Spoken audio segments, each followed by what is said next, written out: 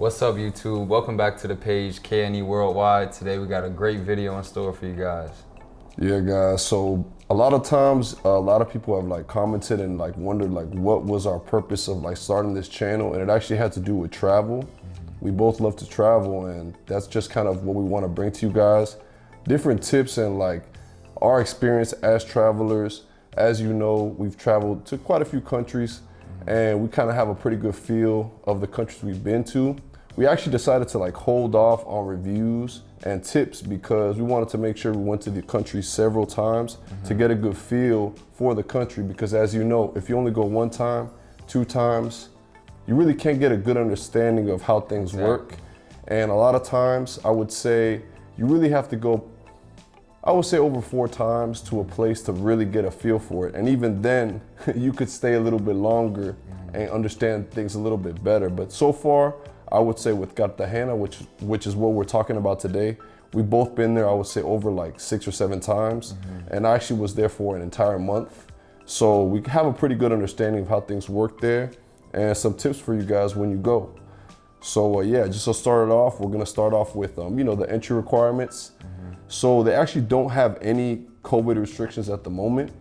And I'm actually bringing that up because we still get that question oh, is there any COVID restrictions? Do you need anything? The only thing I will say is you do need to fill out a check MIG form, which is just their tourist requirement. They just make you fill it out. You go on I believe it's checkmig.com. Yeah, make sure you guys go to the correct one, because there's gonna be sites out there that will try to charge you. This is free. You just wanna fill it out. And then when you're done, please capture the PDF. Take a screenshot, take a picture, because you don't want to be in a situation where you get to the other country, you don't have any internet, and then now you can't show them proof that you have that document. Exactly, yeah. And sometimes they check it, sometimes they don't, but you just want to play it safe. There's no reason why. It takes, a couple minutes to fill out. It's nothing crazy, it's just your passport number, your name, your address, where you're staying in Colombia. From what I've seen, they don't even read it. Yeah. The most they do is just look yeah. at it. Yeah, make sure you filled it out. Exactly. If you're coming from the U.S., it's Estados Unidos. I've had that issue at first looking for the U, but it's actually under the E. Yeah. Facts. Okay, so the first thing I wrote down here is a common question we get is, do you have to change your money to Colombian peso? So just so you know, from where we went, all U.S. debit cards work. Debit and credit. And credit, yeah. They all work in Cartagena. In the tourist locations where we stayed, and I also stayed kind of more in the city where it was more locals, everything worked. I never really changed my money. Now, you will get a better exchange rate if you change your money in a bank, just because if you're using pesos, it's a lot easier to, just kind of navigate around, because not everybody takes card. If you want to go somewhere, sometimes they'll ask you for cash, but most places do take card. So if you don't even feel like changing it, it's not a problem. You can just use your cards from the US.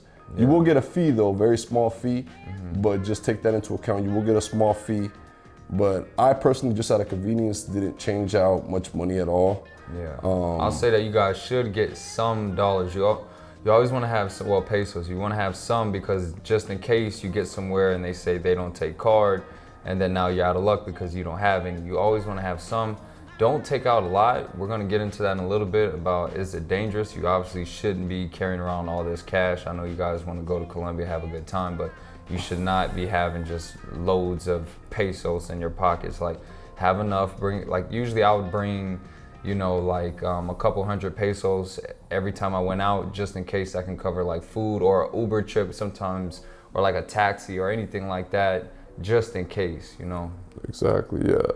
And just, Colombia, so in general, Colombia compared to the US, it's much cheaper. So you're gonna get great deals, food, everywhere you go, it's gonna be you're gonna be surprised how much things cost.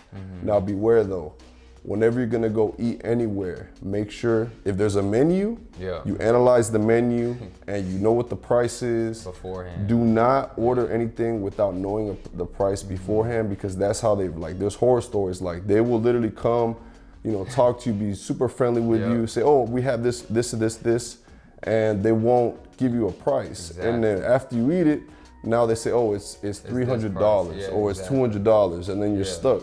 Exactly. You know, so you got to make sure that you ask for the money before, I mean, for the price beforehand. Yeah. That's like key. And that goes for every country, really. That's not, you know, like any country really got to know the price before. They will get you. It's happened to me, not in Colombia, but it's happened to me, and it sucked. Cause I ate a $5 fish. Let's say max $5, and I had to pay 80. Yeah. Cause I didn't ask before. Yeah, I remember. Yeah. Ever since then, Yep. I don't play that. You gotta ask before. And Cartagena, for the most part, is a little bit more expensive just because they have, you know, tourism and stuff like that. But Colombia is cheaper than a lot of the other places that we go to. But Medellin, if you go there, it's going to be a lot cheaper than Cartagena. Cartagena is still, you know, pretty good price. You're going to get food, especially if you go to an authentic place, not something that's like, you know, like on the strip in Cartagena. You go to a nice little authentic place, you're going to get a good meal for like anywhere from $4 to $6. My favorite meal is the bandeja paisa. That's how you say it, right? Yeah, that's a staple of Colombia. You definitely got to get that. It's really good. Yeah, it's actually from Medellin, where that's from, but they definitely do serve it in Cartagena as well. It's one of my favorites too, and yeah, they have it. It's a great meal. I would say that in Cartagena in general, their specialty is more like fish, stuff like this. I went to that good Asian restaurant too. They had sushi and stuff. They have everything. You know, I can't even give them, like, they have a good mix. They had fried wings that time. They have everything. Exactly. So this is all, by the way, so we're kind of basing this off staying in Boca Grande, which is where 99% of tourists stay. And that's where I recommend you stay if this is your first time. Yes. If you have a general understanding of Cartagena, you probably are not watching this video anyways, so you would know where to stay. But if you're a tourist, this is your first time, your second time, I recommend Boca Grande always, just because it's close to the clock tower, you know, the attractions there. It's right next to the beach. That's where all good views. Good views, very, very safe. Yeah. Great restaurants as well. So this is based off Boca Grande. So also, just so you know, the drinking age is 18 in Colombia. So if you're 18, you can drink. They're gonna card. Sometimes they card, sometimes they don't. Yeah, it depends how you look, and honestly, you know, how big you are. Exactly. Yeah, that's true. Yeah, how you look. Yeah. A big 17-year-old, they may not even ask you. They may not ask you. Yeah. Exactly. So so the weather is tropical. Is like, if you ever been to Miami, it's very similar weather to Miami. Not really much different. Just make sure you look up the dates that you come, because you don't want to come during rainy season, because I believe it's like it has a climate that's like Miami, which is like, there's no real winter. It's just like rainy season and like dry season. Exactly. So you don't want to come in a month where it rains, you know, 16 days out of 30. Then you're kind of playing with fire, because you don't know if the whole time you're there it's going to be raining every day. Let's talk about the good times to go, because we went during Easter that one time, and it was pretty good. And that was just like random. I didn't think that Easter would be a good time to go. Yeah, Easter was good. I know when I went in, was it July? Yeah, it was in July. It did rain a lot. Yeah. So if you're going in the summer, just be wary of those summer months. And, you know, just like I say, just look at the rain index, how much it's gonna rain.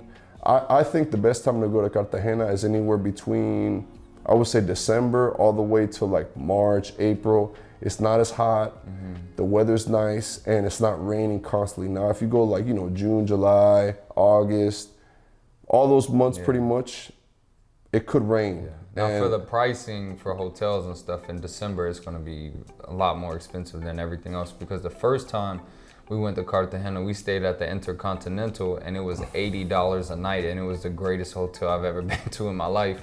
And then we came back another time, and it was what, like $200-300. Yeah, so that's another thing too. So it all depends. So if you know that the weather is going to be great, a lot of times the hotel prices will reflect that, because everybody's going to know.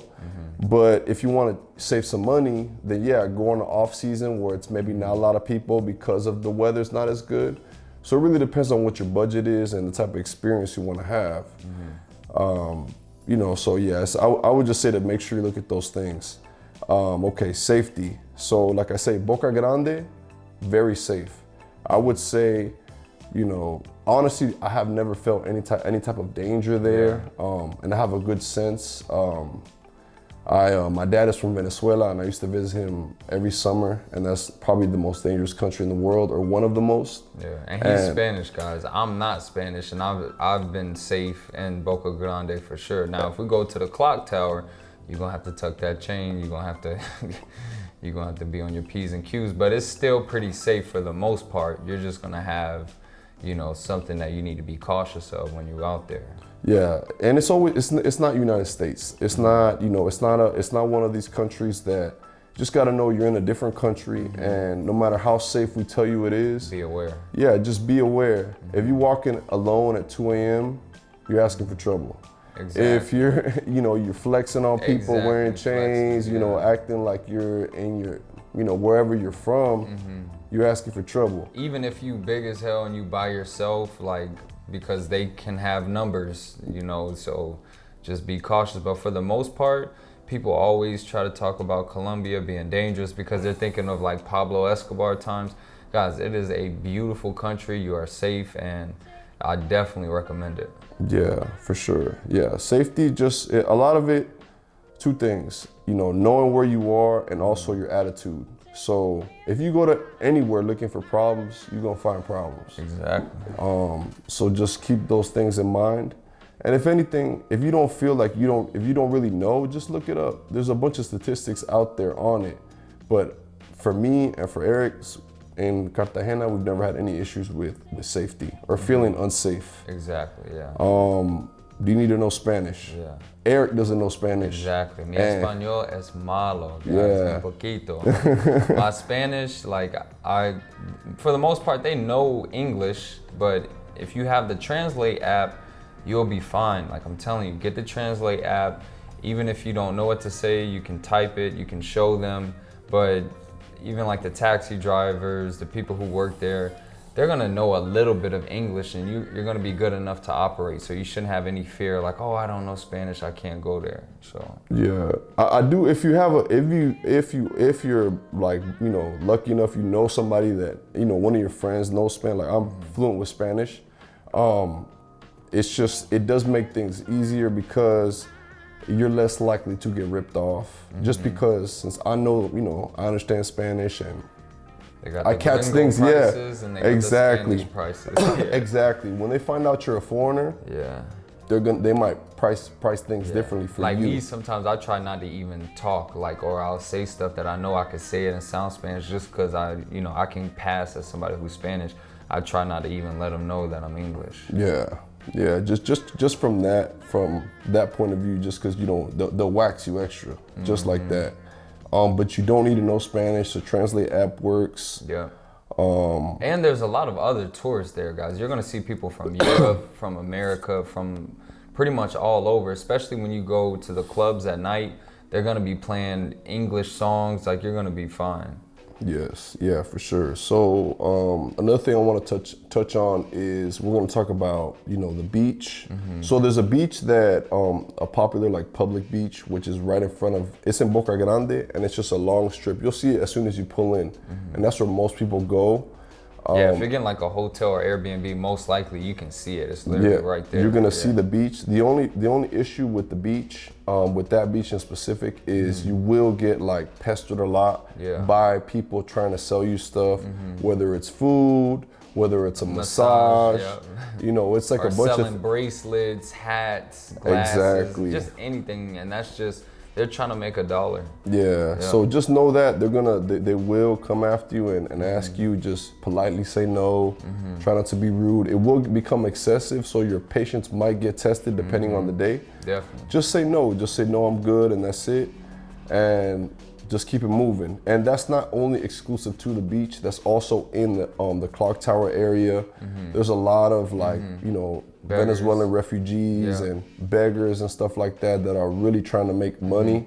Even the little kids too, you gotta be aware they play a game, you know, so you give them a little bit, they're gonna keep asking for more, they're gonna come up to you, say that they're begging, they're hungry, stuff like that. We show love, we've done it before, you know, we reach out, but you know, it's just something to be aware of. Yeah, they will. It's like you know, you give one, you know, some the time of day, and then more. They just like come from every angle. Like I'm talking everywhere you look, it's like you're surrounded. So even if you go to the city center during the day, there's going to be a lot of like street workers, paintings, bracelets, food, hats, glasses, everything, trying to get you to buy stuff. So just keep that in mind. It's true. It's a beautiful city, but you're definitely gonna get pestered with that. But hey, you guys can love it. You can reach out. I know the first time I went there, it was a little kid, and then every time I go now, he's getting older and older and older, and you know, I build a relationship with him. So you guys might end up finding somebody who you really like, and you might help them out. So, you know, it's good to spread the love. Yeah, spread the love. Yeah. Just so you know, another thing, okay? When you're there, just know that anytime anybody helps you, just keep it in the back of your head. After they help you, they expect a tip. They're gonna tell you, come on, we go to this club. Exactly. They're gonna expect a tip. Yeah. And just, you know, that's just how things go. Just keep that in your head. That's another reason why it is kind of good to have some pesos, just so you can, you know, kind of give them some and stuff like that. I mean, they take US dollars too. Like I love that. Yeah, they love it. Yeah. So like $1 or $2 for them is you know, that's a great tip. So that's all you got to keep that in mind, that anytime anybody helps you, I'm talking like, you know, oh, where's this? You know, a lot of times that's going to be, oh, okay, well, here, what else, you know, after they help you. So just know that. Okay, so now the nightlife. Oof, the nightlife. Oh, also, real quick before that, the beach, they have that main strip of the beach, but you can also go on the island tours, the Shalom, and then they'll take you to the private island, which is very fun, and I definitely recommend it, guys. You'll go on that boat tour, and you'll go on those islands, and they have bars, floating bars, drinks. It's a lot of people to have a great time. So definitely rent a boat, go out there, have a good time. Pricing before, get the price before. Make sure you get the price before. Don't go on an excursion and don't know the price, and then you'll be very surprised and you'll be very upset. So make sure you know the price before. Bring sunscreen and bring water. Definitely bring sunscreen. Yes, you will get burnt. Yeah, hell yeah. Okay, so nightlife. Yeah, so back onto nightlife. That's a great point. I totally forgot about Cartagena has a bunch of stuff to do during the day, especially with when it comes to those private islands. That's a lot of fun. So we actually have a video up on that. We'll link that in the bottom so you guys can check it out. And you'll see a lot of people like handing out flyers saying, "Oh, Isla de Shalom," like trying to get you to go on the boat tours and stuff like that. So you'll find it. Don't think like, oh, where do I have to look? Expedia. Yeah, everything. Like, they're gonna find you, and they're gonna know, and they're gonna make sure. I mean, they're gonna be waiting outside your hotel. Exactly. And they're gonna ask you every day if you want to go on a boat or on a yacht, whatever. So that's definitely something you can do if you want to do that. Okay, so nightlife, which y'all been waiting for. I know why y'all clicked. So so nightlife. So let's cover the clock tower, because this is where we've gone several times. We have videos there. So first things first, the clock tower does have mostly working women, but not all the women there are working. So when you come into the clock tower, you're gonna see a big open area. Open area pretty much. And you know, around that open area, you will see some working girls. And you won't have to guess if they're working. They'll let you know, you know, by how they act. But there is also a lot of tourists and a lot of other people that come. Cartagena is a global tourist attraction, so it's not just the people of Cartagena there. The people from all over Colombia there and all over the world that come. So just keep that in mind when you speak into somebody. Just because you speak to a girl there doesn't mean she's working. And don't listen to the TikTok comments or these people that have never been there, because that's not true. You know, that's just not true. It's not all the girls there are not working. Just because they look good, wear dressing heels, that doesn't mean that doesn't mean they're working. Yes, and you'll know if they are. Trust me, you will know if they are. So on top of that, there's different clubs that you can go to. So I'll just start off with the clubs that do have mainly working girls, okay? So there's Delirium, right? Which is, I'm not sure exactly how to get there, like off the top of my head, but trust me, you'll find You go in, you bust the right, you go down, you bust the left, and you'll see it. Okay. Exactly. Yep. Exactly. So go to Delirium, and it's actually our favorite club out of all of them. The music is unmatched. The music is great. It's packed. It's thick. It's a great vibe. A lot of people from America there, and Almost then, all Americans. The ratio from girls to guys is crazy, but like it's mainly working girls. But you also gonna get tourist girls in there too that want to go for the music because the music there is great. The music is rap, hip hop, R&B, reggaeton, stuff like that. Everything. Yeah, it's great. It's definitely great. And just to have a little table there, and you could have a table there for like $100 to $150. It's not like America prices when it comes to like having a table and a bottle and stuff. It's much, much cheaper, and it's a lot better too. So definitely check out Delirium. Space as well. For me, Space is it's not as good as Delirium. Yeah, it's definitely a second option, but good thing is you can hit both. So what we recommend, or what we do, is we kind of go make our rounds through all of them. And Delirium, Space. There's a bunch of other bars you'll run into.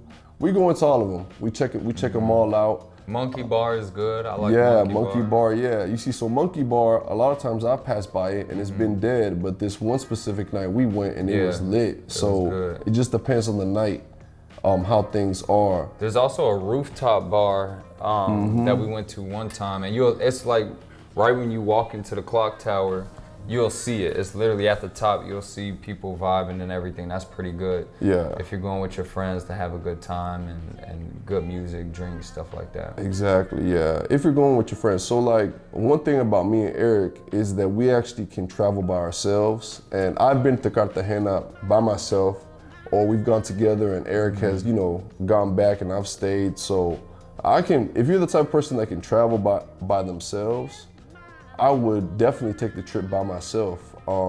It's not a hard trip to take by yourself. There's a lot of tourists there and it's very easy to get around. Like I say, in the clock tower, those areas at night, there's a very heavy police presence, and the Colombian police really want to make sure the tourists are safe. So, I mean, when I was there, probably every street corner had like 2 or 3 Colombian guards or police, and they were just constantly monitoring, making sure that everybody was okay. So that's one thing to take into account. If you are traveling alone, I would definitely say that you can travel alone to Cartagena and not have any issues at all. Yeah, and then Ubers. Yeah, Ubers. Uber works in Colombia, in Cartagena. And they coming fast. They're coming fast. You order it, they ready. They outside, ready. And it's literally, if you guys have it hooked up to like your Apple Wallet, or you get alerts on the payment when it goes through, you'll see these Ubers are like $1.25. Like, it's hilarious. The most you'll pay is going to the airport, $4. Yep, exactly. That's why you should take the Uber over the taxi, because the taxi, they're gonna try to get you. Definitely, they're gonna try to get you. Taxis are definitely more expensive. The only thing is the convenience of them being there right when you get out, and just, again, with the whole, I'm gonna keep piggyback on this again. When you get in the taxi, you say how much. I'm going there. The how much? For sure. Yeah, they're gonna try to get you. Exactly. How much? They're gonna try to get you. I'm gonna link down below or put it in the video how much a typical taxi drive from the clock tower to Boca Grande is, so you keep that number in your head. So you know, because you can even be like, oh, from here to there, okay, and you say the price yourself and see if he agrees with it. Because you know the game. They're gonna highball you, you lowball them, and you meet in the middle. Exactly. That's what you should do. Because there's no reason to splurge when you don't have to splurge. Because at the end of the day, I believe in like fair prices. I don't believe in like inflation. Exactly. Either way. Yeah. I don't feel like that's right. So just so you guys know about that. Exactly. Another thing too, Rappi.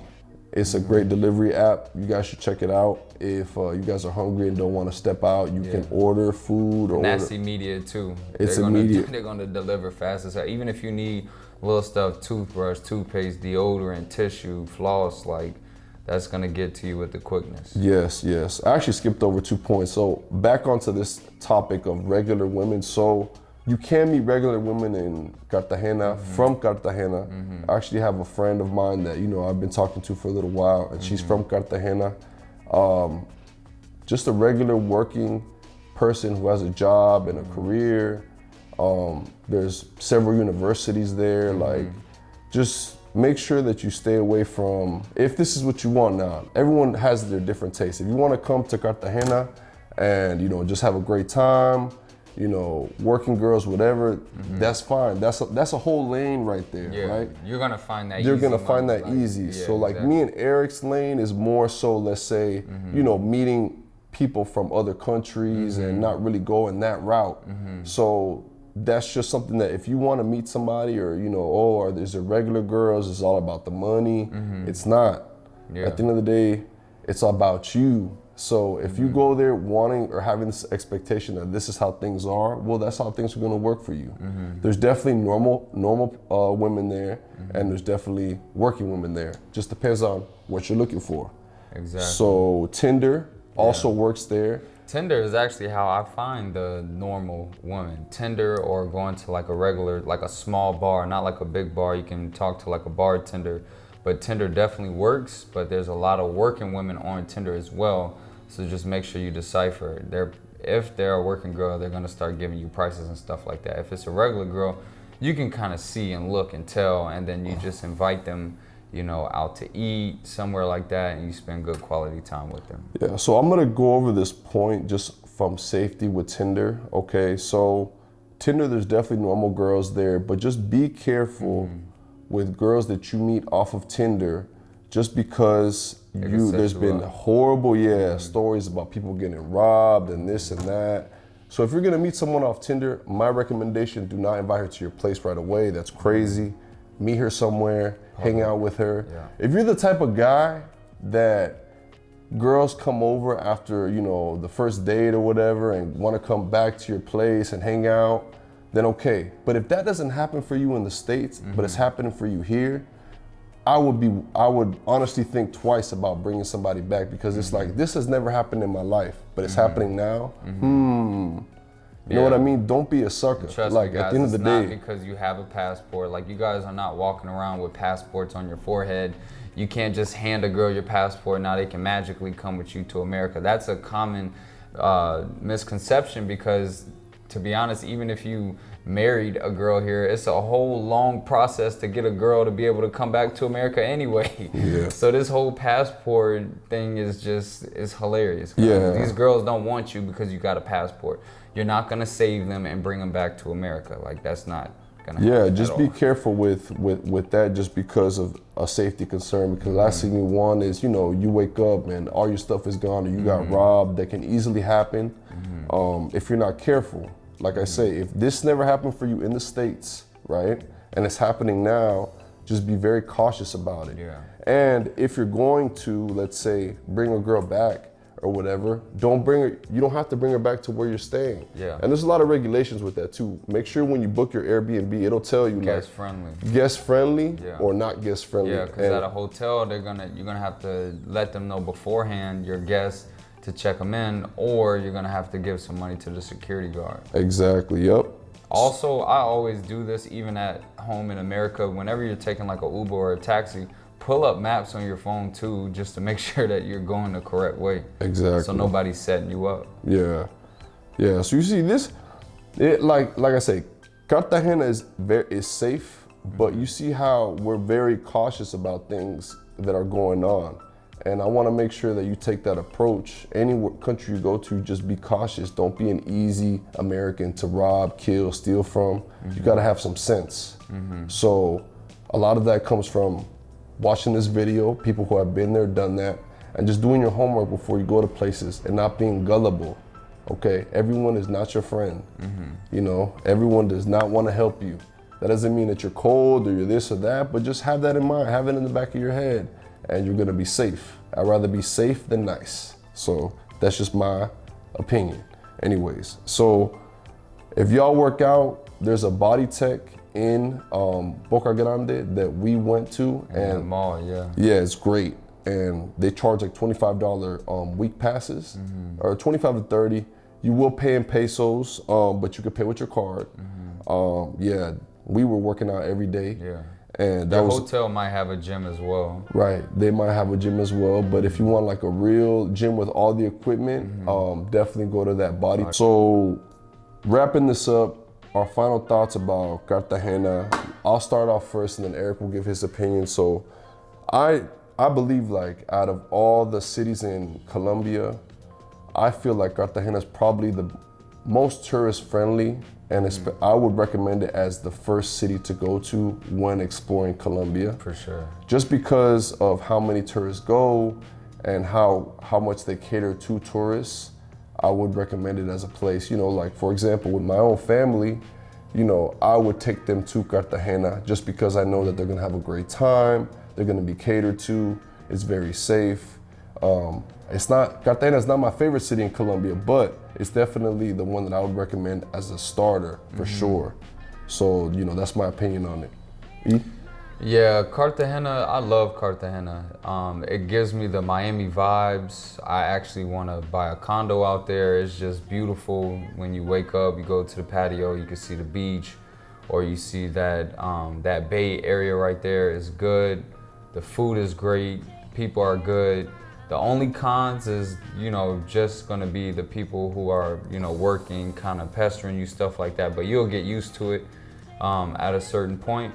But like Kevin said, for the first visit for Colombia, Cartagena is definitely good, mainly because of the comfortability, all right? So you come in, you arrive at the airport. Airport is gonna be nice, clean, smooth, everything is good. You can catch an Uber to your hotel check-in, they're gonna be nice. Or even if you do an Airbnb smooth check-in process, they're gonna, you know, they have great security there. All right, so they're not letting like, you know, working girls come in, and that's just for safety. So you're definitely gonna be safe. And it hits all the check marks for me, you know, beautiful beach, good city, the downtown area looks great. And then you got good food and good nightlife. So, you know, I definitely recommend it, and it's one of my favorite cities in Colombia. Medellin, I like a little bit better just because you're gonna get that bang for your buck. But Cartagena is top notch. Yeah, Medellin video is definitely coming soon, so stay tuned for that. Last thing I want to say, just a random thing I thought about. So I'm going to tell you a little story just because I think it's relevant to anybody watching this, okay? So I was on my way back to the States from Colombia, and there was actually two girls behind me from the States. And, you know, going back to the States at this time, right, I'm not sure whenever you're watching this and when you go, you got to put your mask on to like kind of go through the checkpoints, right? And I had a mask, I put it on, and no problems. The girls behind me were stuck on trying to argue with the security about putting the mask on, like if they have the right, because in the US we don't have to wear masks. Yeah.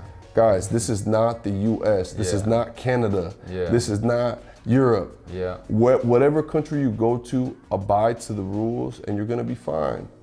If you wanna try to act like, oh, this doesn't work in my country, this is dumb, this is that, you're gonna run into problems. So one of the girls didn't wanna put on the mask, she got detained and she missed her flight. All she had to do was go put the mask over her face, or if she don't have a mask, there's 50-cent masks that they sell at the airport. Are they trying to maybe make money for the mask or for them? Yeah, okay, pay the 50 cents, move on with your life. You know, it's not a big deal. Just don't think that Colombia has to abide by American standards or any standards of wherever you're from. If you want to abide from those standards, stay where you are. When you go to other places, you have to respect their customs and their rules. That includes police, that includes the people, this and that. It's simple, you know, just follow the rules, you'll be fine. Exactly. Thanks for watching, guys. Make sure you hit that subscribe button, hit the like button, and share it. If you guys have other people that are interested in Cartagena or just interested in our page in general, make sure you guys check it out. Follow us on Instagram and TikTok. We're coming out with content for you guys. Thanks.